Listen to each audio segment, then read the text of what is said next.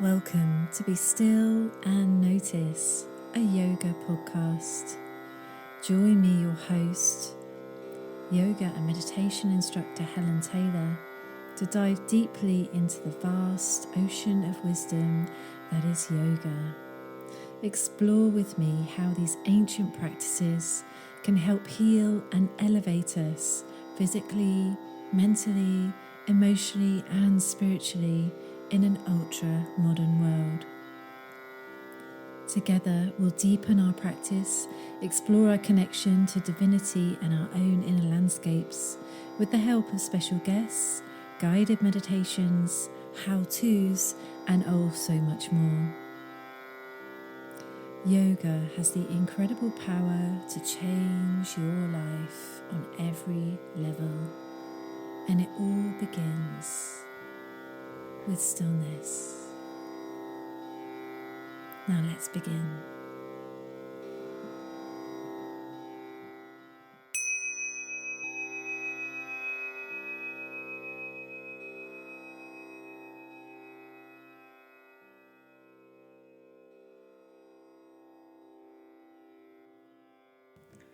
Hi everyone, and welcome to this week's episode.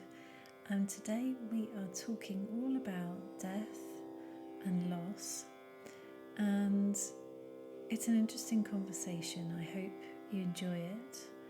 It can be a really sensitive, difficult topic, and I was actually called to record this episode because so many of my clients and myself have experienced tremendous loss this year. It happens to us all. And I am on a little bit of a mission to talk about it more openly and really dispel this culture of fear of death as much as possible.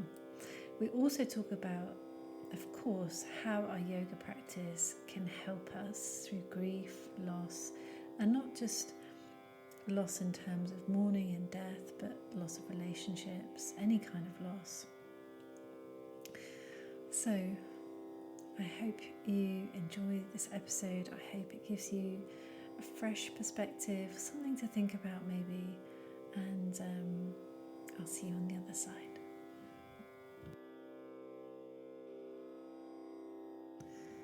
Hi everyone, and welcome to episode 4 of season 2. And today I'm going to be so honest with you.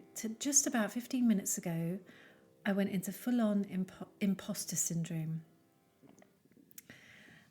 And I sat here, I've just had my lunch, and I was writing some notes and preparing to do this, and I just thought, who am I?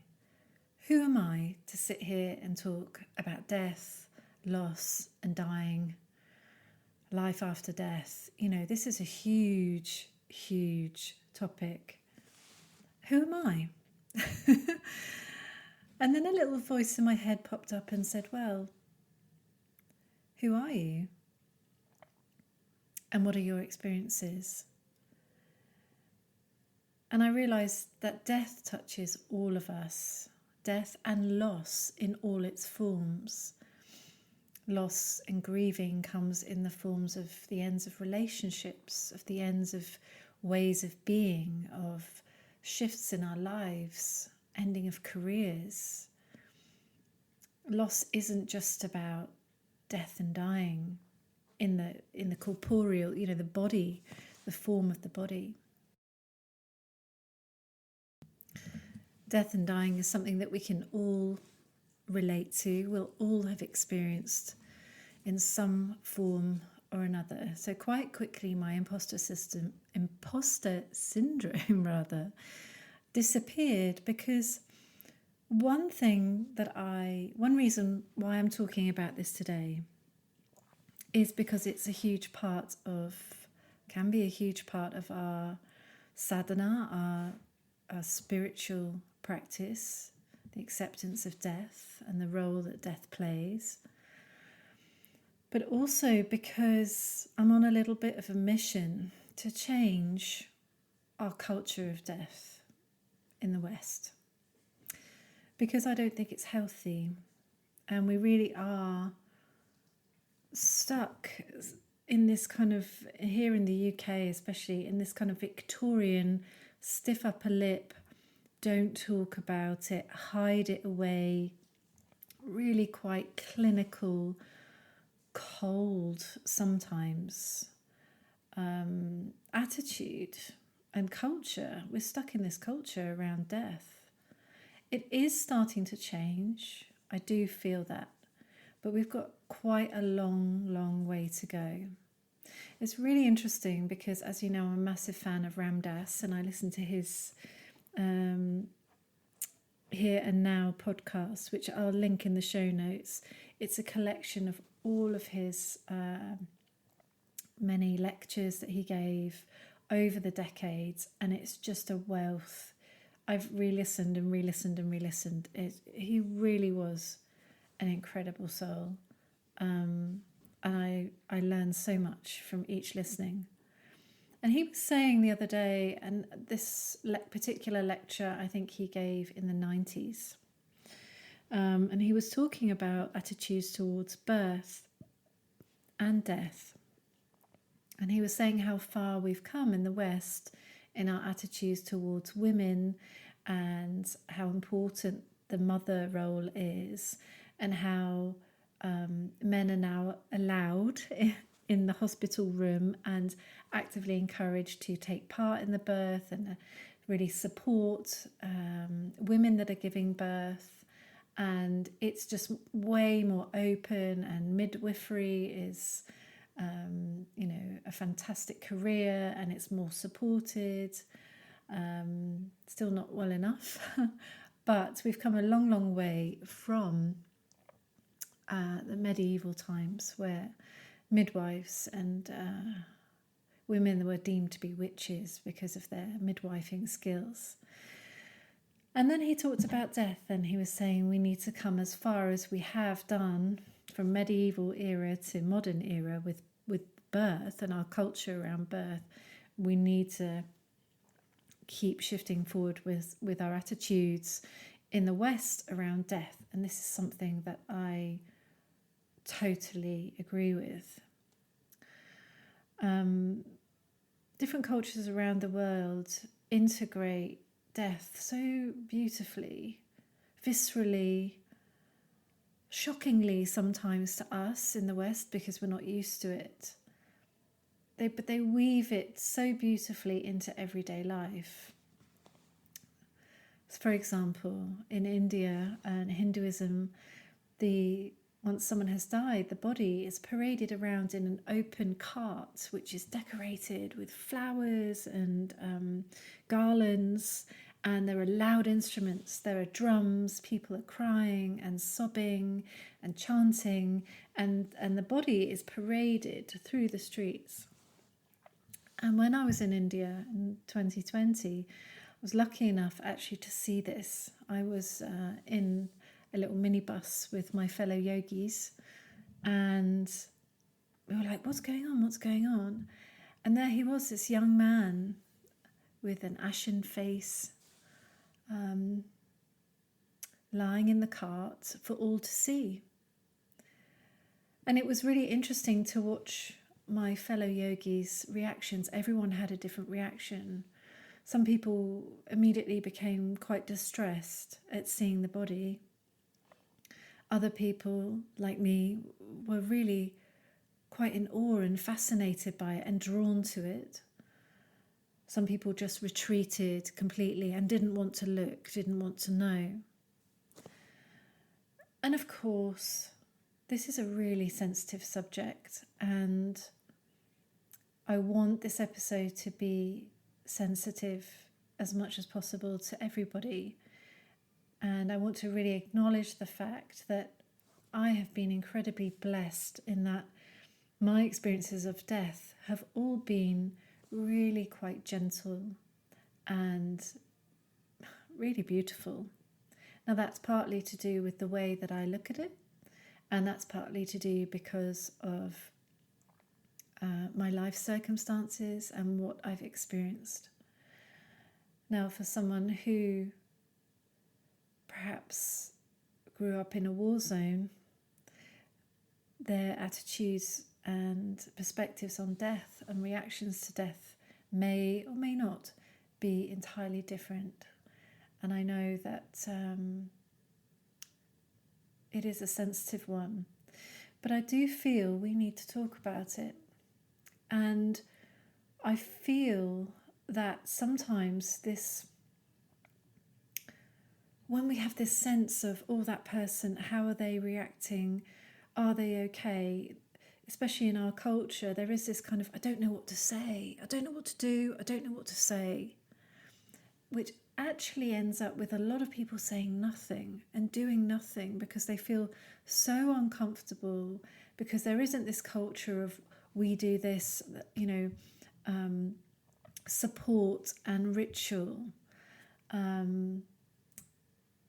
So quite often it can get put under the carpet, and the person that's grieving or the person that has lost is left alone, which is just not right. So there's lots here to talk about around community, ritual, religion. It's a huge subject. Social conditioning, attitudes, lots and lots and lots.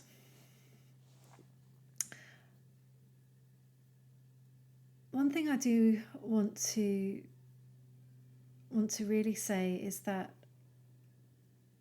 I'd love it to change in that I'd love our culture to change so that it becomes more embracing and more supportive and more open, whatever that looks like. Now, a couple of years ago, I found someone on social media who I just thought was absolutely fascinating, and I'd love to have him on the podcast at some point, if he agrees. His name is Matt, and he is what he calls a death doula. Now, you may or may not have heard of the term doula, but a doula is someone traditionally who helps, they're mainly female, as far as I know, they are female, who helps you through birth, through all stages of birth. So you will engage or hire a doula, and she will help you in the lead up through the pregnancy, in the lead up to the birth. She'll help you through the birth, and then afterwards. It's like amazing support, advice for both the person that's giving birth and their partner. I think that's beautiful. It's beautiful, and that is very much needed, again, in our society. So with that in mind, Matt calls himself a death doula. And I ended up speaking to him because he was at one point, he lives in America, he was at one point running courses on how to do it. And I was very, very seriously looking at doing the training. It didn't work out because I was then going through a divorce and life happened. But it is something I would be interested in looking at again, because I just thought this is so needed. This is so needed in our culture. I think particularly in the West, where we do live in a softly Christian society, but majority of people are non-religious.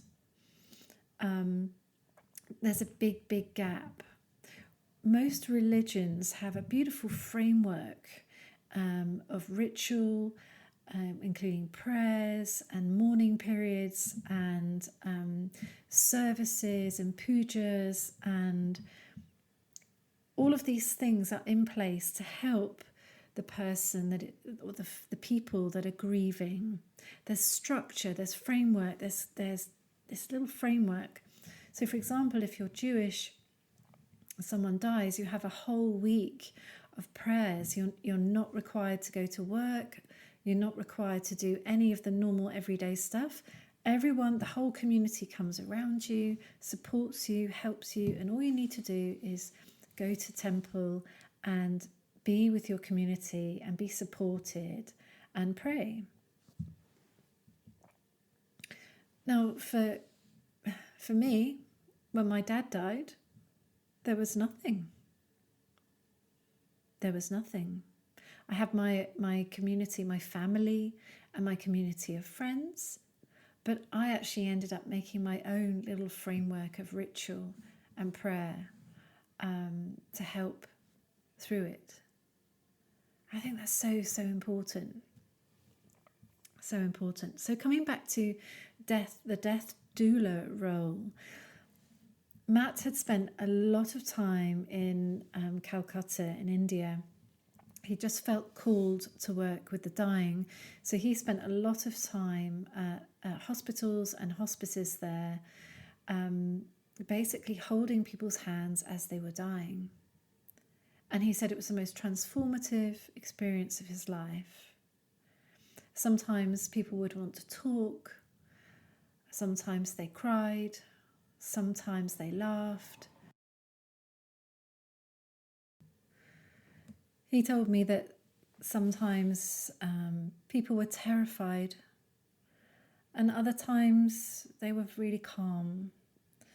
So he saw the many faces of death, and he held people through it. He held space for them. He said that often there was no need to say anything, that just to be there with someone at the end of their life was the biggest honour he could ever have. And as I say that, I feel quite emotional because, as many of you know, my dad died in January. And it was with Matt where we had a discussion once about words around death. And he said that he liked to use death and dying instead of passed on, passed away, lost. Because although some people find the words death and dying kind of brutal, that's really what it is. And he said, I don't use those words to shock people or to be brutal, but to really name what's happening. That person has not been lost. They have died. And we had this really interesting conversation because I'd never thought about the language around dying. Now, I'm not here to tell you to change your language. It's just interesting, isn't it? It's really interesting to talk in this way because we just don't in our culture. Now, as I said earlier, I'm quite lucky in my life. You know, my first experiences of death were probably my hamsters and my cat, Bumble, who we had to put to sleep when I think I was about 9. Various hamsters, beautiful little hamsters that I adored, who never quite made it past 3 years old and then got buried always in Tampax boxes. I think that was my mum's go-to. There was always a Tampax box. It was the right size for a little hamster, just to give you a bit of humour there. Always got buried in the garden with a little bit of ritual.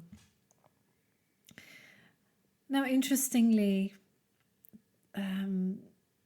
after that, it wasn't until I was older that I really experienced the death of a close member of my family when my grandma died, and she was nearly 100. She was in a lovely old people's home. She'd given up, she'd stopped eating and drinking, and she'd always been a very independent, strong, feisty woman, and she just didn't want to be here anymore. You could literally see her retreat and retreat and retreat, and Mum and I were there when they called us to say that her breathing had changed, but she was asleep. And it was one of the most profound and beautiful things I had experienced at that time. And the sun came out. There was a skylight above her bed, tiny little single bed, and she looked so small. And it was a cloudy, rainy day, and the sun came out. And I feel her with me now. And I was so, when my mum said, you can stay here in the car, I said, no, I'm coming with you. I had such a strong compulsion to be there, not just to support my mum, but to be there at my grandma's death. And when my dad died, I felt the same. I have never felt this need to run away, in fact, more of a need to run towards. The first time I saw a dead body, I was walking along, I grew up in Dorset, and I was walking along, I think it was one of the beaches in Poole, and it was a beautiful, crisp, sunny day, you know, kind of middle of winter, but bright sun, no clouds in the sky. And there was this little old man in a suit with his flat cap on, sitting in a little fold-up canvas chair on the end of the promenade. And as we walked along the sand, we could see people attending to him. And we were really quite close, and I looked as we slowly walked past around the fuss, and I knew he was dead. His eyes were closed and he was sitting in the sun. And by the colour of his skin and just his whole aura and energy, I knew he had died. And if I hadn't have been with anyone else, I would have stopped and, of course, offered to help. But I would have stopped and stared for a really long time. When my dad died, I wanted to be there. I was there as much as I could be. Not at the moment of his death, but many have told me they believe that he waited, like lots of people do, waited for me to go home.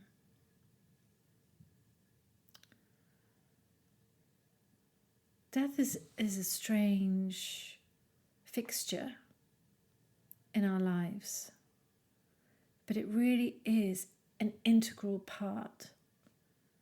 Many spiritual leaders have said that, you know, from the day we're born, we are dying. And just think about that for a moment. From the day we're born, we're dying. And many Eastern cultures frame death in such a light that allows you to really embrace it. So it's not terrifying. So it's not this hidden, not talked about, scary, dark thing. That yes, it's not easy, it's not pretty. You know, death of the body is visceral and messy. It can be ugly, it can be brutal. But it is a guarantee. And it is something that all of us will face at some moment, and many moments in our lives. For me, my spiritual practice has massively shifted or added to this curiosity about death that I think I've always had. And my beliefs around death, I think, have allowed me to move and through grief more easily in many ways, and to be much more accepting. So big question here. How can our yoga practice help us with death and loss?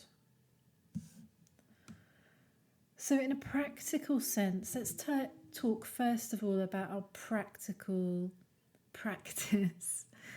Let's talk about asana, pranayama, meditation. So the physical practices of yoga, asana and pranayama, as we know, they do lots of things physically, but also emotionally and mentally. And in a nutshell, we know that when we come on the yoga mat, we practice full acceptance of where we are and what we're experiencing in and of our bodies in that moment. Yes, this is a practice. We don't just sit there and do that. It's something that we need to work at over the lifetime, over many lifetimes, if you believe in reincarnation. But it really is a sacred space where we can sit down, tune in, to where we're at in our body. Tune into where we are mentally. Tune into where we are emotionally, energetically, and notice. Be still and notice. That's why I've called this podcast Be Still and Notice, because it will come up time and time again. So we can really sit there and be in our state of being. The practice comes when we work on accepting it and not fighting it. And when we can do that, we can allow our emotions to flow through us much more freely. Now, as we all know, a lot of us can suppress our emotions. It's a natural coping mechanism because maybe there's not the time or the space. It's not the right time. I'm scared of it to process that emotion. Or, and this is a big one in terms of this conversation, or it's not socially acceptable to be in the queue at Marks and Spencer's and sob your heart out because your husband's just died. Which, by the way, I think it should be.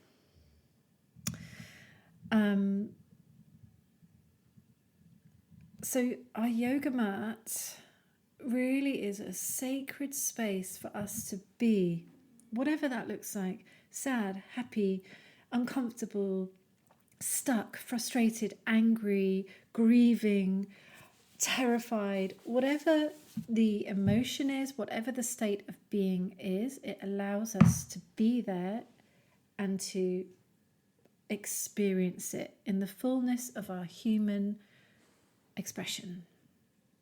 Not change it, experience it and allow it to flow through us.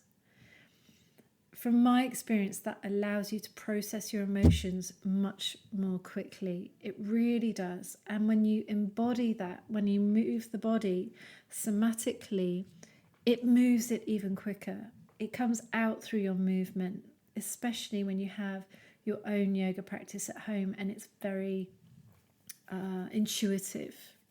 It's an integral part of expressing your emotion. Really, really important. That's a whole episode on its own, by the way. Somatic practice, emotional expression. So that's one really, really big way. It also allows us to regulate our nervous system. So with practices like pranayama, where we're literally almost biohacking the body, and biohacking our nervous system and telling ourselves that we're safe, we can transform our state of being. So we work on accepting it as it is, and then we can work on gently, really, really gently and over time, regulating our nervous system so we don't get stuck in fight or flight mode. We don't get stuck in any cycles or states of being that are really negative and detrimental to our health, our emotional and mental stability. So we really, really can help over time with practice. None of this is instant, as you know. This is why it's called a practice. So they're really, really big things when it comes to grieving. Massive, massive things. Grieving, from my experience, is incredibly visceral. Grief is a really embodied emotion, they all are, but I think particularly grief, and it's a full spectrum emotion. It's grief can contain guilt, anger, fear, sadness, desolation, loneliness, joy, even love. It literally contains a full spectrum of everything, and it can change moment to moment to moment. There's this really beautiful Instagram post that I saw come up, and it was an artistic expression of grief, and it's this kind of stairs set into space. It's performance artistry. So this flight of stairs with no rails or anything, just set in space quite high. And to the side of the set of stairs is a trampoline. And this gentleman in a black coat is walking up the steps. and then he falls to the side and bounces off the trampoline back onto the steps. Then he climbs up again and he falls off the side. And as the performance carries on, he's going back down the stairs, off the side, right to the top, off the side, slower, quicker, round and round in all different directions. And this was representing how grief can look like. It's not a straight line, as we've talked about with healing. It's really not a straight line. It zigzags, roller coasts, spirals, wiggles around all over the place for long periods of time. So our practical practices of yoga, pranayama, asana, getting on the mat, really allow us to process our emotions quicker and in a really healthy way, especially when you have a very regular practice. Now, of course, talking therapy is incredible, and alongside our yoga practices like that can be fantastic. Now, esoterically, before we move into the esoterics, I just want to say one other thing. Sangam. So our Sangha, which is yoga community, it basically means meeting of like minds. That's not its literal translation. But it means a group of people that are on the same wavelength. So in yoga, that's people that practice yoga and that have are walking the same or similar spiritual paths. This community can be incredibly, incredibly helpful. Like I've mentioned earlier about community, and can provide support, cooking you meals when you just can't, or popping around for a cup of tea, or, supporting you when you are crying on the mat, whatever. That kind of community is also present within yoga. So how about esoterically? I've spoken a little bit about my spiritual beliefs. So let's dive into what death means when you look at yoga philosophy. So in yoga, really, there is no death. There's only the dropping of the body. And as Ram Dass liked to say, moving from form to formless. When gurus die with bunny rabbit ears, and when I say that, I've got my two fingers. If you haven't ever heard that term before, I'm doing my two fingers like to, can't think of the words, grammatically, so they're in speech quotes. Bunny rabbit ears, speech quotes. Moving from form to formless. So gurus, when they die, they are talked of not in terms of dying, but in terms of dropping their body, moving from form, the physical body, back to formless, which is where they came from. There is a merging back into the sea of consciousness from which we were all born. So if you look at death in that way, it's much less final. In fact, there isn't a finality. There is just a shift, a transition, another stage. It's another part of life. But it's into unseen, not necessarily unknown, but unseen realms of consciousness.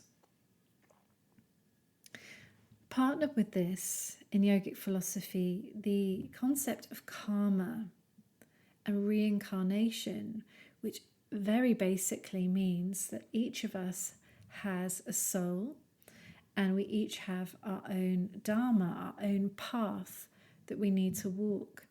And depending on our karma, we have certain things that we need to fulfill within a lifetime or within many, many lifetimes.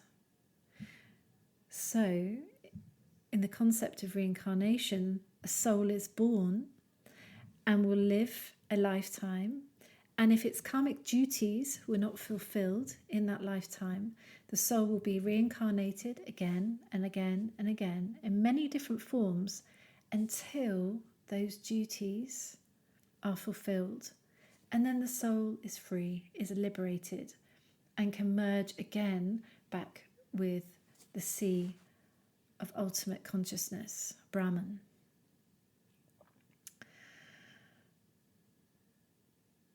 It's a big one. It's a really big one. But can you see how these concepts and ideas, realities, depending on your perspective, really they don't allow for that sense of cold, brutal, marble slab finality that we have in our Western culture.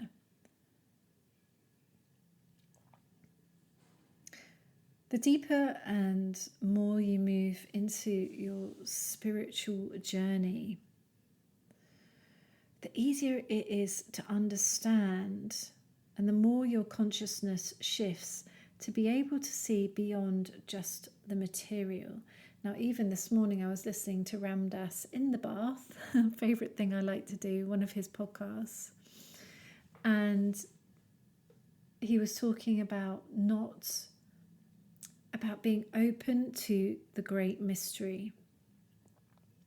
So we live in an age of materialism, and I don't mean material goods. It's a term that talks about our science, our scientific attitudes. Materialism basically means if I can see it, if I can test it, if I can taste it, if I can feel it, then it's true. So in order for anything to be real, it has to be verified by our 5 senses in a scientific context. So it doesn't allow for different dimensions, spirituality, other realms.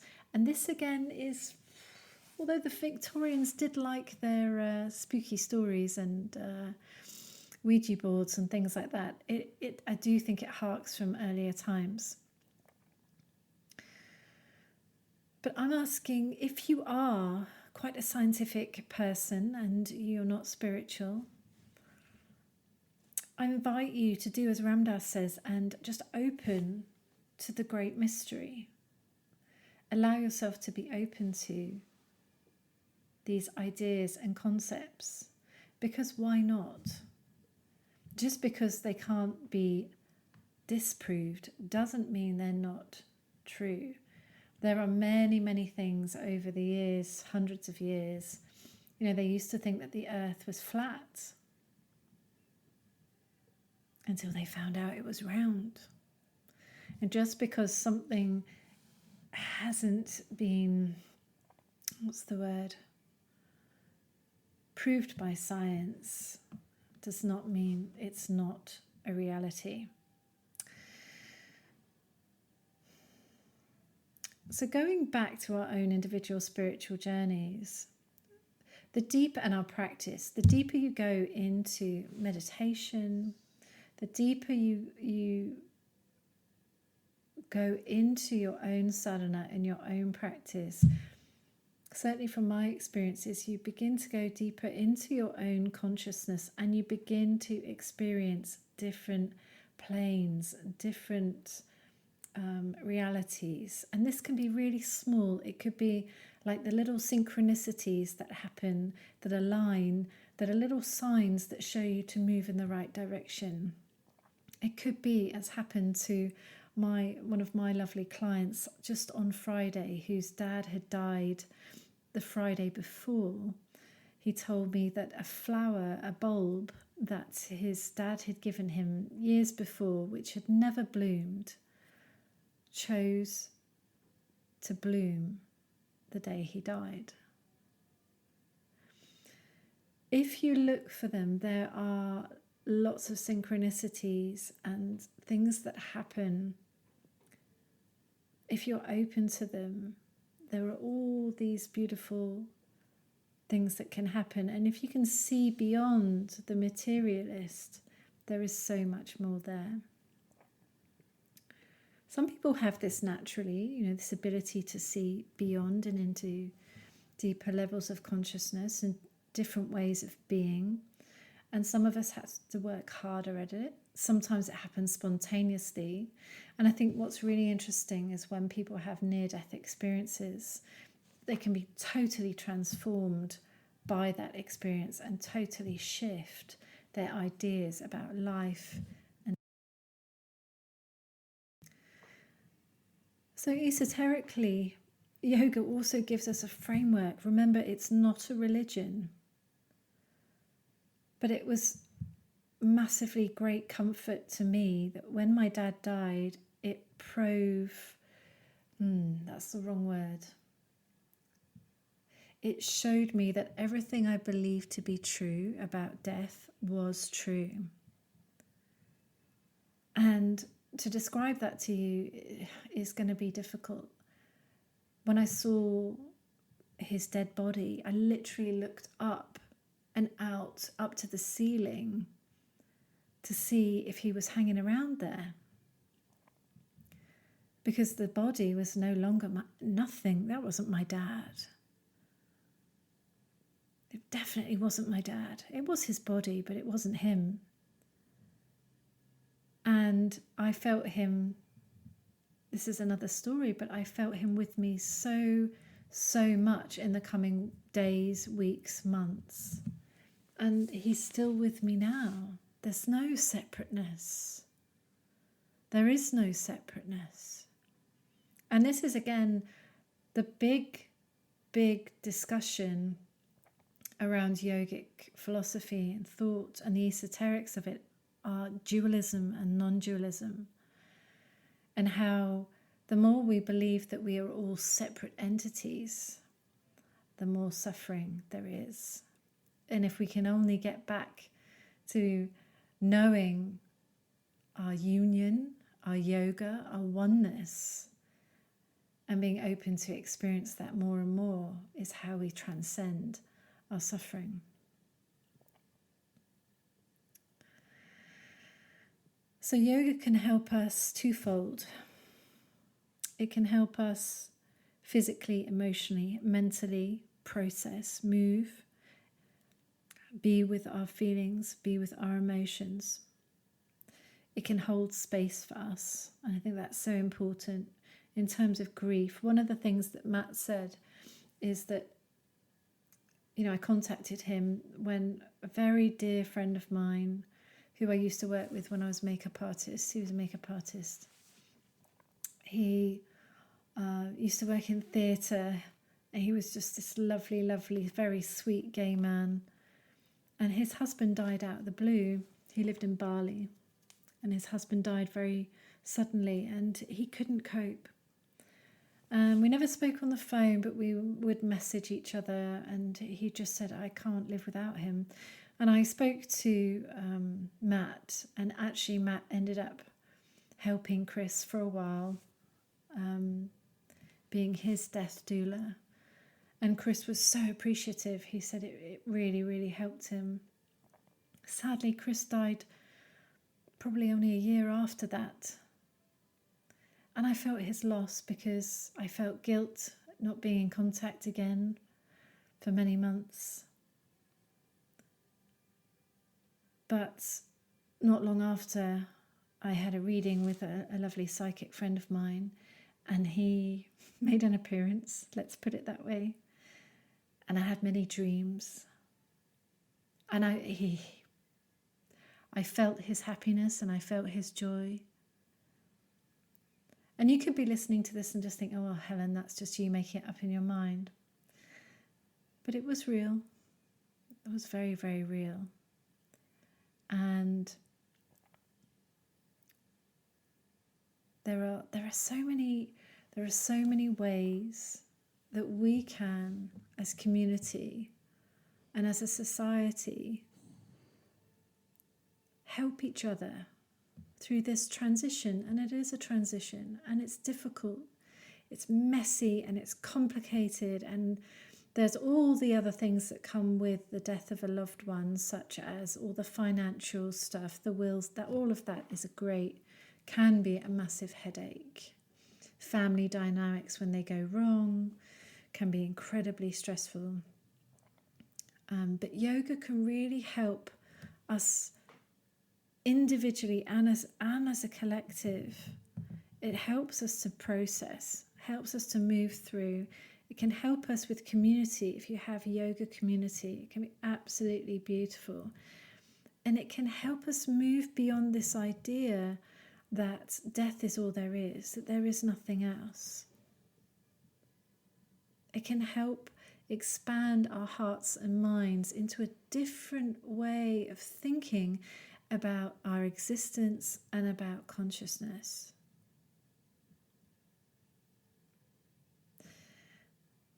I'm going to be talking more about this at some point, and it's something that's very close to my heart. And weirdly, this year has been a lot about death. One of my lovely friends' mums died not long before mine, a few months before my dad died. And I'll never forget what she said to me. And if you're listening, thank you. You're incredible and I love you and you know who you are. She's helped me so much because we walked the path in similar time frames. She said when she saw her mum die, it was absolutely miraculous. And one of the most beautiful things she's ever experienced. And when my dad died, I knew exactly what she meant. Yes, it's not pretty for the body to slow down and stop all its functions. But to see someone transition into the next stage, amazing. Absolutely incredible.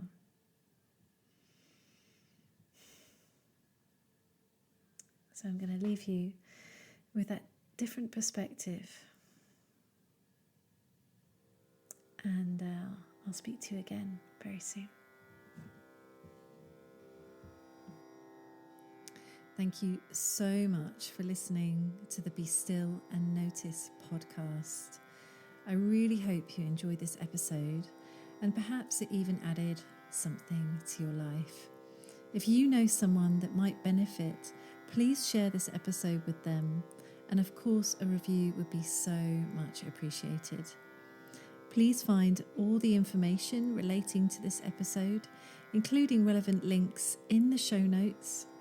And until next time, sending you so much love and light on your path to yoga.